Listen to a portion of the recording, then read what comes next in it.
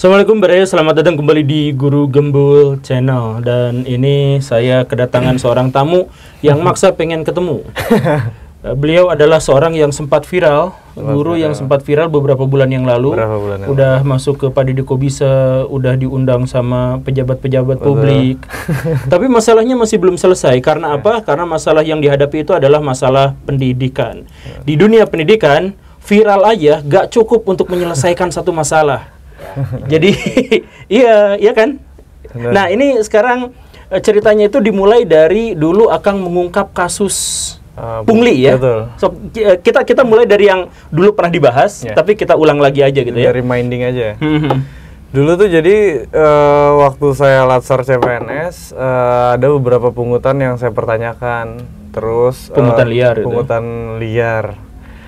Lalu dari situ tidak ada jawaban. Setelah saya melaporkan ke situs lapor.go.id itu, dicari siapa yang melapor dan diintimidasi. Jadi kembali Kang, ulang. Jadi Akang yang melapor kepada pihak yang memang ditunjuk. Iya, lapor.go.id di website. .go.id. Iya.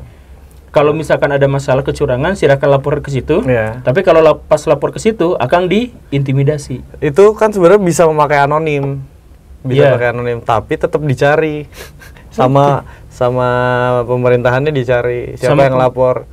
Terus ada beberapa ancaman kalau nggak ada yang ngaku ntar SK-nya nggak turun atau bagaimana gitu. Pada akhirnya karena beban moral itu akhirnya saya mengakui saya yang melapor, kata saya gitu. Setelah mengakui di sidang di bagian kepegawaian itu, di sidangnya juga pada akhirnya saya tahu bahwa itu sidang ilegal karena harusnya ada pihak ketiga seperti inspektorat daerah. Jadi kalau mau menyidang seseorang Harus ada pihak ketiga. Harus ada pihak ketiga. Tapi di situ nggak ada. Nggak ada. Berarti cuma gimmick doang sidangnya. Ya mungkin. Ari bentuk intimidasinya apa, Kang? Untuk intimidasinya tuh sebenarnya, tapi saya ini yang ada buktinya dan yang nggak ada buktinya ya. Sebenarnya yang ada buktinya tuh ya tentang ya itu tadi disebut tidak sehat secara rohani atau dianggap tidak waras. Akang dianggap tidak waras karena melapor ada pungli. Dianggap tidak waras karena setelah saya melapor itu ada tes kesehatan dan saya dianggap tidak waras. Oh gitu? Iya. Akang nggak waras? Nggak tahu juga, nggak waras. Nah setelah itu yang tidak saya punya bukti itu ya dulu kan di Pangandaran kos karena saya aslinya orang Bandung. Kosan pernah disamperin orang nggak dikenal gitu. Terus ada chat atau siapa orang yang tidak dikenal? Maaf ya motong. Maksudnya emang itu intimidasi gitu? Ya mungkin cara untuk mendatanginya yang kayaknya bukan kayak orang mau ngajak diskusi gitu. Cek kasih detailnya gimana, Kang? Ya kayak digedor gitu atau tanya-tanya orang, maksudnya ini kosannya yang mana, ditanya digedor kamarnya kayak gitu. Nah. Oh gitu. Pernah. Iya, jadi Akang ada kasus CPNS di Pangandaran. Ini review ulang lagi ya. Karena saya suka rada emosi ini teh. Review Akang CPNS di Pangandaran ada berbagai pungutan padahal peraturannya 0 rupiah tidak boleh bayar, tapi ada berbagai pungutan. Ketika Akang ajukan itu laporkan ke lapor.go.id yang seharusnya akan dilindungi, malah Akang dicari, kemudian disidang bohong-bohongan dan kemudian ada beberapa orang tidak dikenal datang ke Akang gitu. Ya, beberapa lah. Ada telepon tidak dikenal juga, ada orang nggak dikenal juga. Ada telepon tidak dikenal. Ya, tapi nggak saya angkat juga sih. Oh, nggak diangkat. Ya, tahu dari mana itu? Ya bisa aja itu pacar Akang yang dulu. Gitu. Aduh, bukan ya. momennya kayaknya nggak pas kalau pacar. Oke. Nah, setelah kejadian itu berarti Akang kan udah diterima. PNS udah diterima. Sudah PNS. Terus ada yang itu bilang tidak sehat secara rohani, banyak cari kesalahan di sekolah. Oh Jadi gitu. sekolah tuh dicari kesalahannya nih, absennya nih atau apanya. Jadi kan nggak nyaman juga ngajarnya, terus terus Oh. didatangi gitu. Pada akhirnya saya memutuskan untuk udahlah, saya nulis surat pengunduran diri, saya pulang ke Bandung gitu. Karena banyak yang dikhawatirkan gitu. Mengundurkan diri dari PNS atau Iya. mengundurkan diri dari guru di Pangandaran? Mengundurkan diri dari PNS. Oke.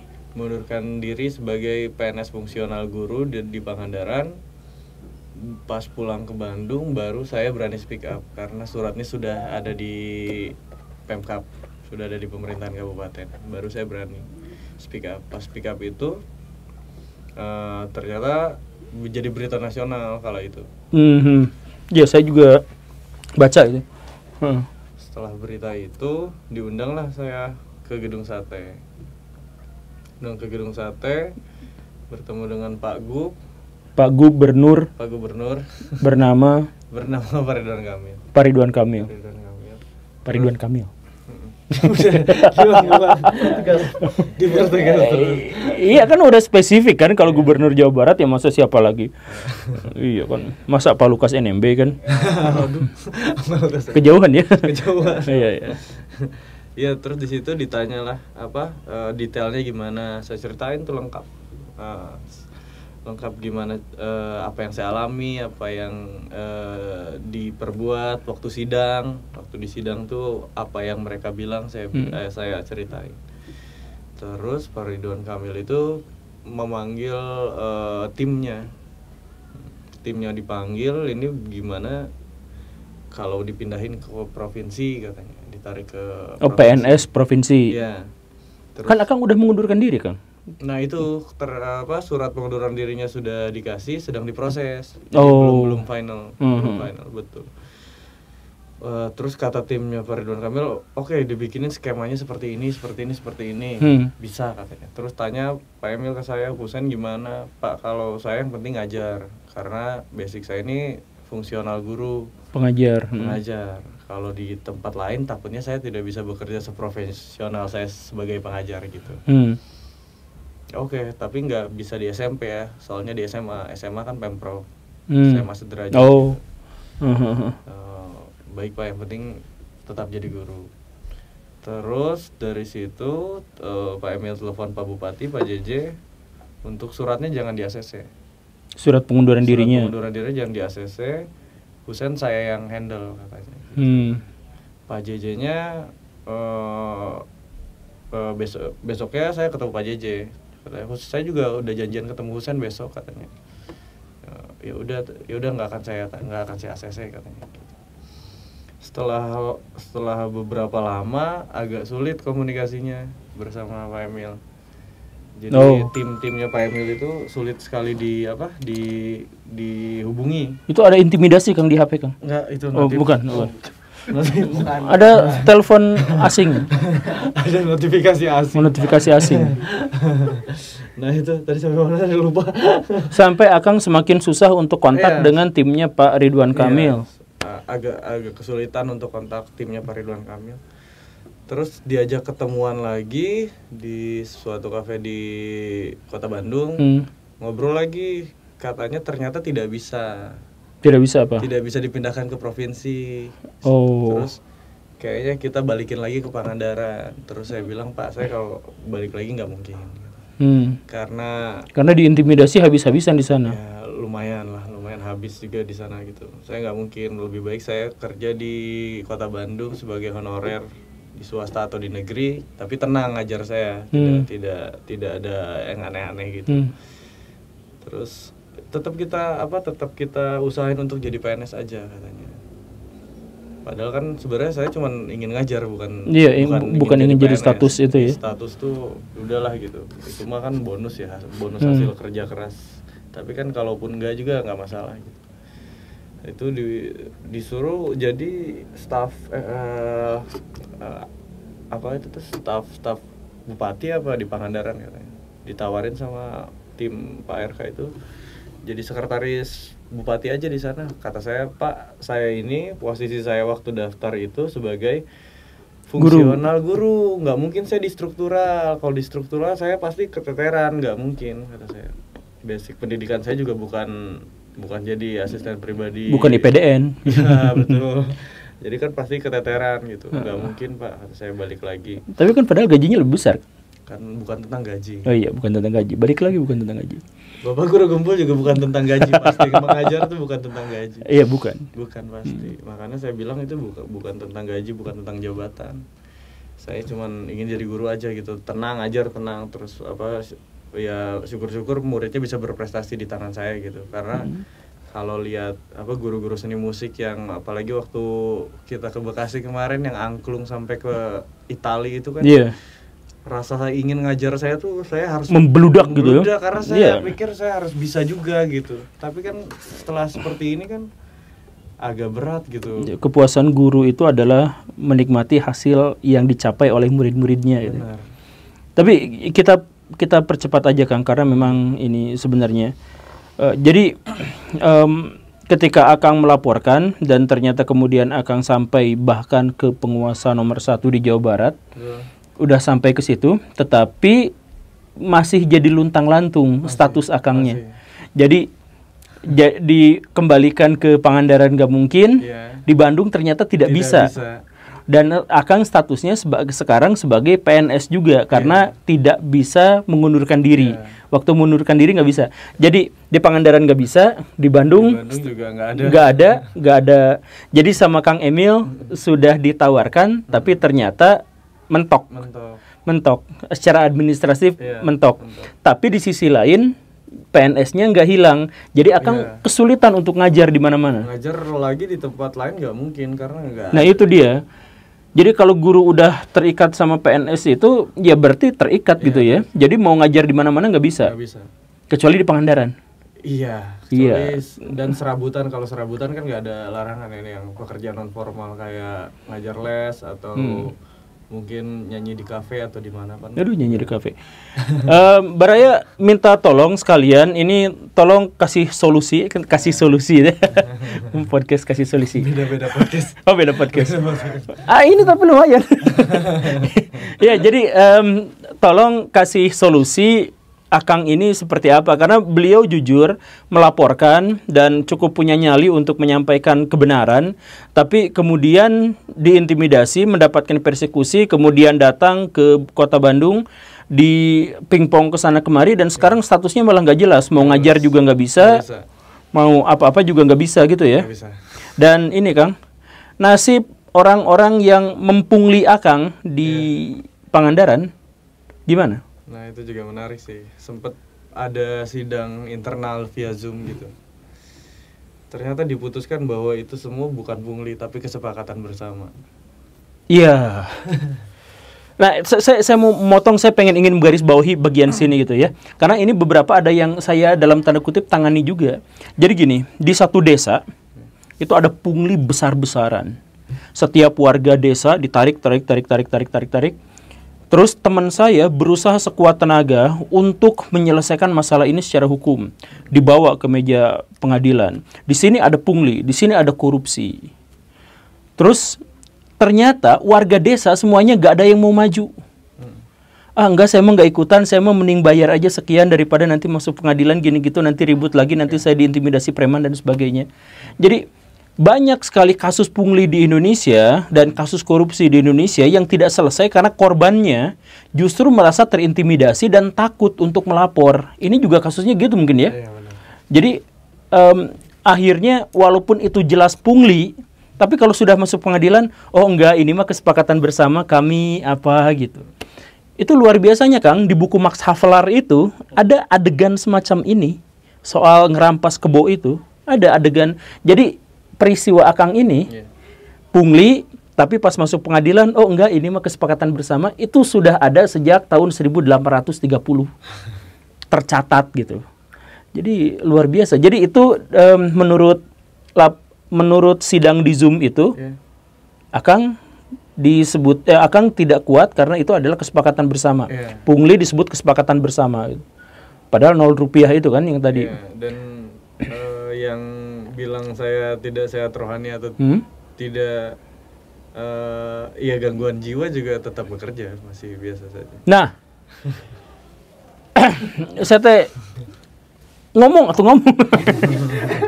Jadi gini Baraya semua, di Indonesia setidaknya dalam kasus ini yang korupsi itu sampai sekarang jalan lancar, baik-baik saja dengan berbagai alasan. Saya juga sebenarnya nggak tahu bagaimana ceritanya, tapi saya pernah mengkomparasikan dengan kejadian yang lain. Apa ini benar atau enggak ya nggak tahu, tapi banyak sudah menjadi rahasia umum gitu.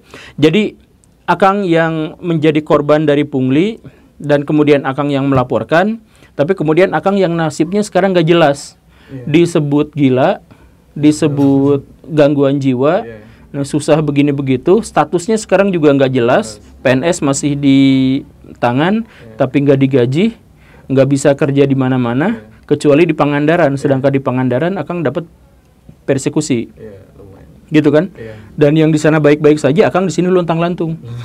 Jadi orang tuh mikirnya ya karena saya aktif di sosial media, dikiranya saya di Bandung mungkin sudah bekerja lah, sudah menikmati banyak fasilitas lah. Nggak ada, saya 6 bulan ini serabutan kerja apapun diambil gitu. Ngajar les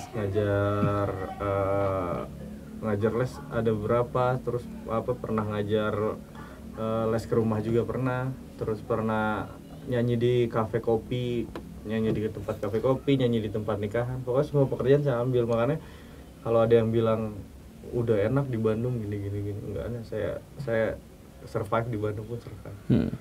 Ya dalam itu yang sidang Zoom direkam. Nah itu sebelum saya tanyakan lebih mendalam, waktu sebagian saya follow up pernyataan itu langsung di off record. Jadi pas dia penjabaran, pas dia yang ngomong di record, penjabaran, pas Akang yang ngomong di off record. Jadi Akang nggak punya bukti. Iya, nggak ada. Jadi sekarang kita podcast pun sebenarnya terancam ya, karena kita nggak punya bukti. Ya, punya. Saya dijebak. Ya, tapi ya gimana lagi ya walaupun mungkin apa yang Akang sampaikan itu tidak punya bukti, pasti orang-orang pada percaya karena pengalaman semacam ini tuh umum terjadi di mana-mana. Jadi bangsa ini susah maju karena birokrat-birokrat, karena tokoh-tokoh, karena orang-orang, pejabat-pejabat yang memegang wewenang tertentu dan bahkan sudah diadili pun ternyata masih menang, sedangkan pihak yang benar yang menyuarakan apa yang sesungguhnya terjadi sekarang kayak Akang luntang-lantung. Dan ini digarisbawahi Baraya bahwa tidak semuanya yang viral pada akhirnya selesai dengan bahagia gitu. Tidak selamanya kekuatan netizen itu mampu menggerakkan nurani manusia gitu. Seringkali kejadian seperti ini udah viral, sudah. Ya udah selesai, pas viralnya beres ya udah gitu, gak jadi apa-apa. Sayangnya video saya tuh jarang yang viral sih Kang. Ya tapi ya ada yang mau disampaikan nggak? Kalau misalkan dari Pak Hussein sendiri itu udah nge-follow up ajudannya Pak Ridwan Kamil atau seperti apa gitu? Oh sudah, tapi kan memang komunikasi itu susah sekali dicapainya gitu. Pokoknya sampai kemarin baru dinotis kalau memang ada sentilan-sentilan dari postingan saya, baru dinotis. Kalau nggak ada tuh nggak ada, lepas. Cuman memang kalau ini klarifikasi bahwa memang semester 1 itu kuliah saya kuliah lagi S2. Semester 1 tuh memang dibayarin Pak Ridwan Kamil. Nuhun Kang Emil. Tapi memang ada backgroundnya. Jadi waktu pertama kali saya daftar S2 itu, dosen saya bilang udah daftar S2 aja. Mau PNS atau nggak PNS, semoga ntar bisa dibantu lah. Entah kita cariin pekerjaan ngeles lebih banyak atau gimana, kan dosen saya link pekerjaan musiknya lebih banyak. Suka ngeles juga ya? Ngeles juga masih. Suka ngeles dia. Bukan ngeles gitu, bukan. Ya ngeles kan? Ngajar lah. Nah itu saya udah daftar. Waktu saya pengajuan beasiswa ternyata guru PNS itu harus ada tanda tangan instansi izin belajar. Sedangkan status saya kan ini nggak jelas. Administrasi lagi masalahnya. Ada orang yang pengen ngajar tidak mempedulikan gaji, tapi ya malah dipetoknya sama administrasi lagi. Dan Kang, ini ada kesan pada akhirnya bahwa nasib Akang ini malah dimanfaatkan waktu viral itu dimanfaatkan untuk menaikkan pejabat-pejabat tertentu atau orang yang bantu Akang. Akang kan masuk podcast, diundang ke sana ke sini pada waktu itu kan. Ya, jadi ketenaran Akang dieksploitasi pada waktu itu ya. Sama partai politik ada nggak yang kayak gitu? Ada berapa, tapi memang saya nggak pernah ngambil. Nggak pernah ngambil. Kalau memang apa ya, orientasi saya tentang uang dan popularitas, semua pasti viral itu, semua acara TV pasti kontak. Di saya aja ada 10 acara TV ngontak saya, tapi nggak saya ambil. Saya tuh cuma ngambil satu podcast, satu interview koran, satu interview televisi, satu interview YouTube atau podcast gitu. Cuman satu, semua media tuh cuman saya ambil satu. Radio yang terakhir, radio satu. Nggak saya ambil semua karena saya tahu pasti digorengnya tuh nyari popularitas dan uang. Kalau saya popularitas dan uang dari awal saya ambil semua, bener. Tapi enggak, saya tuh fokusnya menyelesaikan masalah, saya kembali lagi mengajar secara tenang. Udah itu aja. Ya, masalahnya dua, secara pribadi ngajarnya jadi terbengkalai. Dan secara publik ada kepentingan publik yang sedang diperjuangkan tapi malah selesai gitu. Selesai. Apa? Nanya. Boleh. Kencang aja suaranya. Info terakhir terkait dengan status ini tuh apa info terakhirnya? Terus yang kedua, apa langkah selanjutnya yang mau diambil dari Kang Hussein? Info terakhir ya, nama saya kembali ke Pangandaran dan mereka tahunya saya izin belajar. Tapi kedepannya karena saya juga pengen mengajar, saya akan kembali mengirim surat pengunduran diri. Jadi karena kemarin tuh kebetulan saya ketemu Cepopong. Cepopong ya, Upi. Ya, Upi mantan ketua DPR RI. Oh iya. Nah, beliau bilang nggak ada satu orang pun yang boleh ngelarang orang keluar dari PNS. Itu hak. Iya. Makanya saya pikir ya udah, saya akan kembali mengirimkan lagi. Tolong pada birokrat, pejabat terkait, ini orangnya luntang-lantung please. Karena ini sedang memperjuangkan kebenaran, kalaupun memang kebenaran yang di sana itu tidak bisa diungkap, setidaknya yang memperjuangkan kebenaran ini jangan dikucilkan, jangan dibuang. Saya nggak mau ngomong panjang lebar, Kang, biar banyak orang yang dengar. Kalau makin panjang kita makin nggak didengar sama orang. Ya, jadi kita akhiri saja. Tapi ingin saya garis bawahi sekali lagi. Yang pertama, Kang Ali ini mengungkap kasus pungli yang terjadi di CPNS, yang mungkin banyak orang yang juga merasakannya. Kemudian beliau berani speak up, berani bicara, berani mempertaruhkan apa yang dia punya untuk berbicara. Tapi pada akhirnya dia yang luntang-lantung, sedangkan yang itu tetap berjalan. Begitu ya. Soal benar salah atau tidak, ya mungkin kita salah, anggaplah ceritanya kita tidak punya bukti, anggaplah ceritanya seperti itu gitu ya. Tapi kita serahkan kepada masyarakat. Saya yakin-yakinnya bahwa yang merasakan hal seperti ini, yang mengalami hal seperti ini bukan hanya Akang Ali ini. Jadi buat para pejuang, ini adalah lahan yang bagus untuk menunjukkan sampai sejauh mana keikhlasan kita. Terima kasih karena sudah menyimak. Saya Guru Gembul dan ini Kang Ali. Ada manajernya di situ dan ada punakawan di sini. Terima kasih karena sudah menyimak. Udah.